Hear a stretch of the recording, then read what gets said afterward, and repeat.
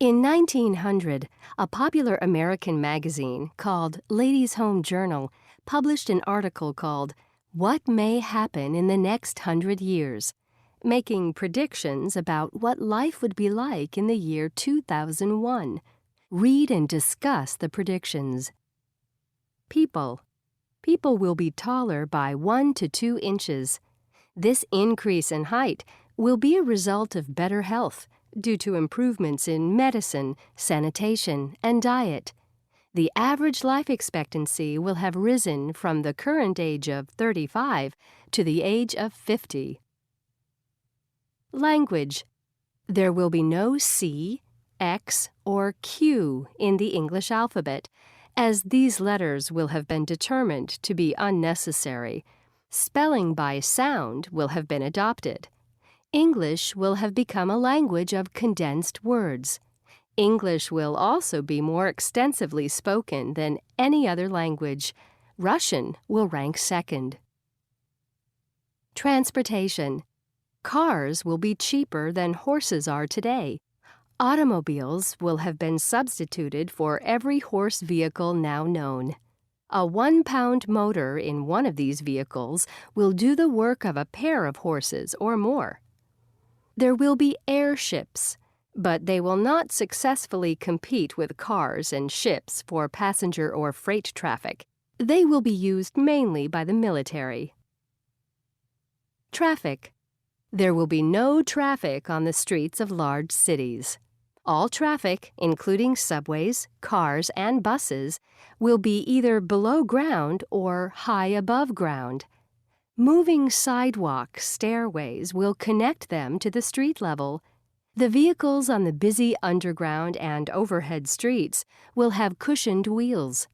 Therefore, there will be almost no noise in cities. Media. Photographs will be telegraphed from any distance. If there is an important event happening halfway around the world, photographs of the event will be published in newspapers an hour later. Deliveries. When people make purchases from stores, their purchases will be delivered by tubes, connected from the store to houses. These tubes will also collect, deliver, and transport mail over distances, perhaps for hundreds of miles. Communication. Wireless telephone circuits will span the world. A person in New York will easily be able to call someone in China.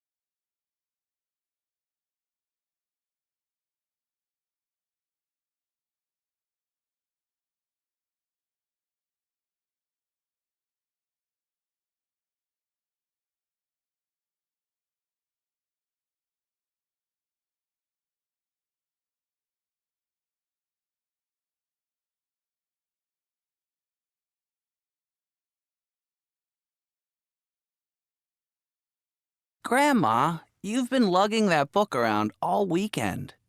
If I want to read it, what choice do I have? You can ditch the book and get an electronic book reader. A what? An electronic book reader. They're these great little devices that let you read books electronically. So you read on screen instead of on paper. But I like reading on paper. Trust me, Grandma. In a few years, no one is going to be reading books printed on paper anymore.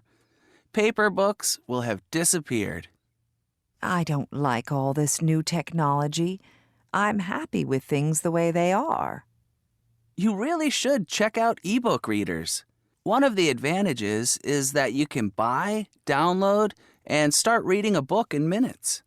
Another great thing about it is that you can carry hundreds of books with you without it being heavy. Why would I want to carry hundreds of books around with me? Grandma, I'm sure if you just gave it a try, you'd find that you actually prefer it. Why not go with the flow? I think this is all just a lot of hoopla. I've been reading my books on paper for 68 years, and I'm not about to change that now.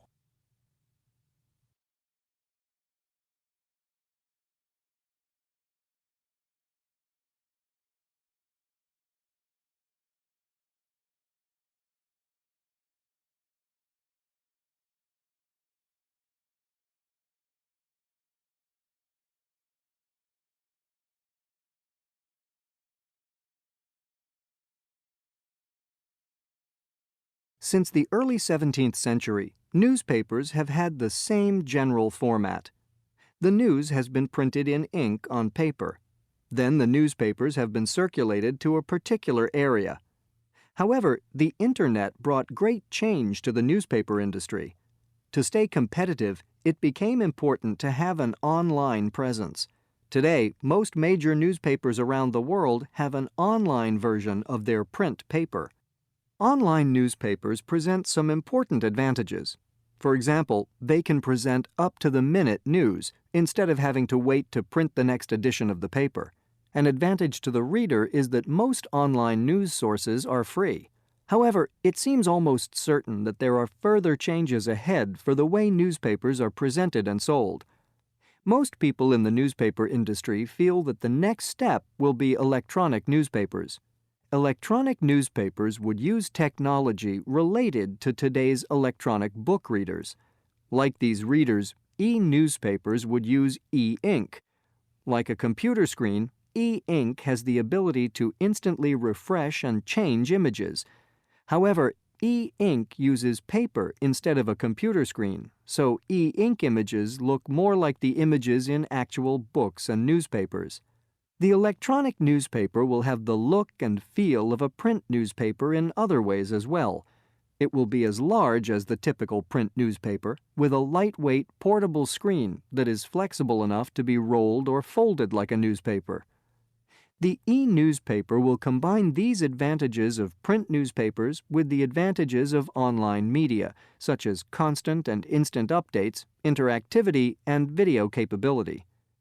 Replacing print newspapers with the e-newspapers will mean that newspaper companies would no longer have the enormous costs of printing, manufacturing, and delivering newspapers. This will mean tremendous savings. One newspaper publisher predicts by 2030 we will have shifted to an electronic format and we will have stopped printing paper newspapers completely. When that day comes, newspapers are going to go back to being the most important source of news to the public.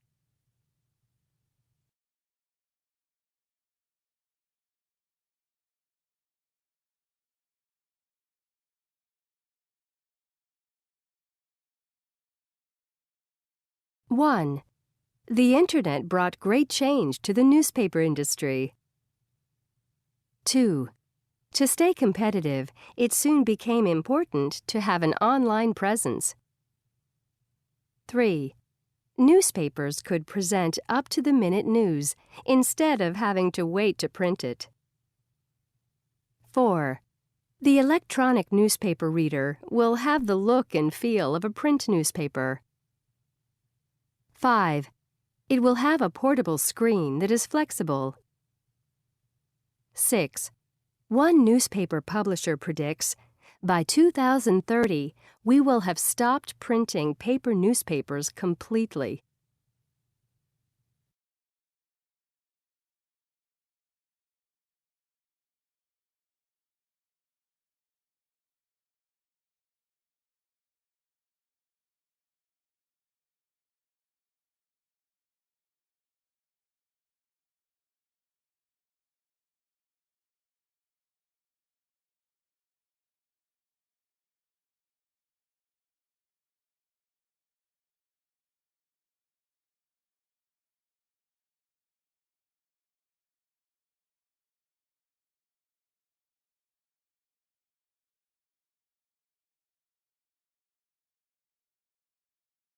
An out-of-this-world vacation.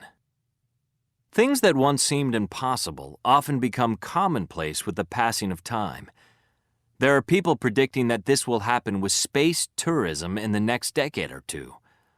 Some are even investing in and developing space tourism technology, believing that space tourism will be the next big thing. They imagine a future in which space travel will have become a reality for millions of ordinary people. At the moment, space tourism is only a possibility for the incredibly wealthy. In 2001, American multimillionaire Dennis Tito paid $20 million to become the first space tourist. After 8 months of rigorous training, Tito traveled aboard a Russian capsule that was launched by an American company called Space Adventures. He then spent 7 days aboard the International Space Station. Since then, a number of other millionaire space tourists of different nationalities have gone into space. Although up to now only very wealthy people have had the opportunity to be space tourists, many see this as the beginning of what will eventually become a lucrative new industry. There are several companies that have already invested millions of dollars in developing new, reusable launch vehicles. Their goal is to lower launch costs enough to make it possible for the average person to buy a ticket to space. The Japanese Rocket Society, for example, has set a target price of 1 million yen, about $10,000. Virgin Galactic, a British company owned by Richard Branson's Virgin Group, has been working on plans for sending people into space for years. The company is about to begin testing of their 8-seat spacecraft and expects that they will have worked out any problems by 2022. When the spacecraft is shown to be safe, Virgin Galactic will begin their flights. Although tickets are a steep £100,000, $123,000, amazingly, the first year of flights has already been booked. One of these future passengers is Lisa Ramirez, a mother of 3. When asked why she was prepared to spend so much money on a galactic flight, Ramirez explained, "I'm 58 years old, and by the time this happens, I will have been dreaming of going to space for at least 45 years." There are even companies working on plans to build hotels for space tourists. The Shimizu Corporation, a giant Japanese construction company, has detailed plans for a hotel they expect to complete by 2023. They believe that by then they will have created a 63-room hotel which will orbit 279 miles, 450 kilometers, above the surface of Earth.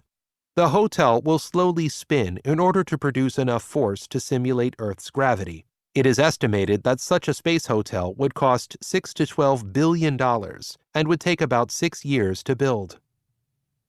Since water was discovered on the moon in 1998, the multinational hotel chain, Hilton Hotels, has been working on plans for a hotel on the moon. The plans call for a 5,000-room complex with a beach, a working farm, a medical center, and even a school. 2 huge solar panels will generate the power. Hilton is working on this project with experts at NASA. You may wonder what space tourists will do while in space. To begin with, most will probably want to spend some time simply enjoying the incredible sight of Earth from space. After that, no doubt they will spend some time gazing at the amazingly bright stars and will take a spacewalk or two. When space tourists have had their fill of observing, they are likely to spend hours amusing themselves floating and doing acrobatics in the zero gravity of space. This zero gravity could provide endless recreational opportunities, including swimming in a zero-gravity swimming pool in which people move through a floating mass of water. With so much research, energy, and money being poured into space tourism, it is clear that it is a matter of when, rather than if, space tourism will become a reality.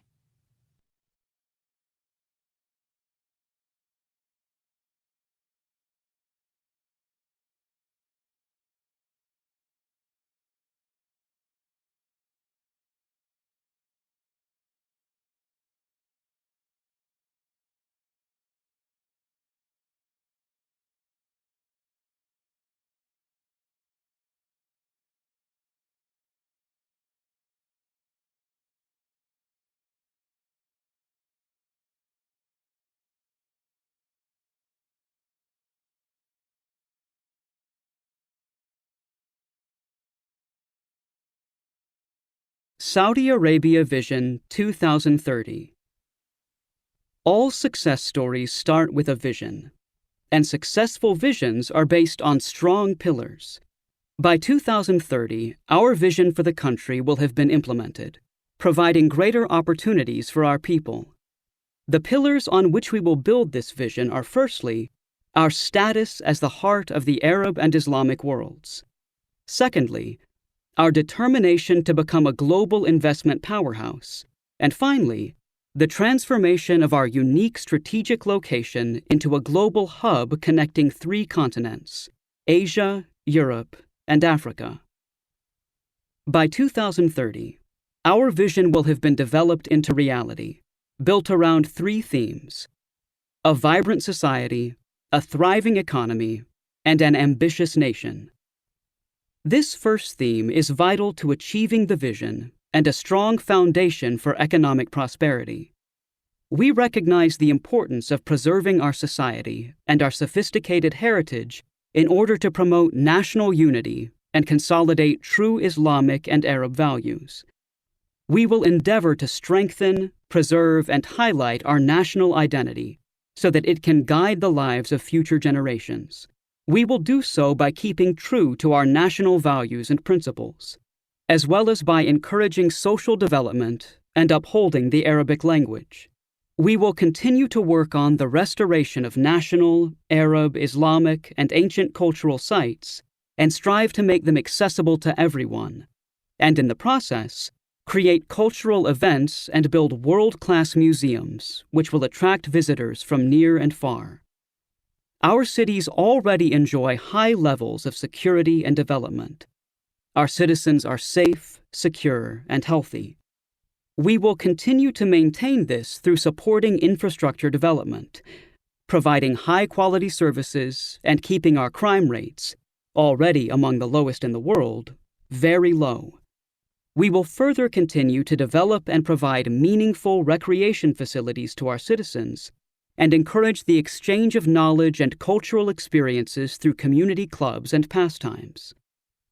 In the second theme, a thriving economy provides opportunities for all by building an education system aligned with market needs and creating economic opportunities for entrepreneurs and small enterprises, as well as the large corporations.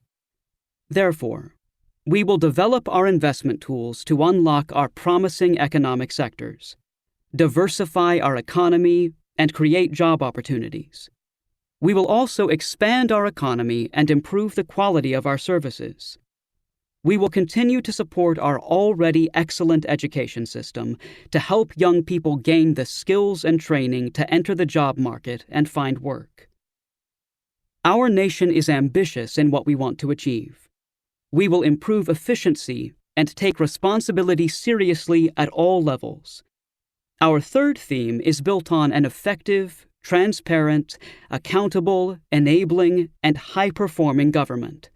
We will also prepare the right environment for our citizens, the private sector and nonprofit sector, to take their responsibilities and take the initiative in facing challenges and seizing opportunities. One of our responsibilities is towards not only the people of our country and our visitors, but also to the environment. By preserving our environment and natural resources, We will fulfill our Islamic, human, and moral duties. We will seek to safeguard our environment by increasing the efficiency of waste management. We will promote the optimal use of our water resources, and we will direct our efforts towards protecting and rehabilitating our areas of natural beauty.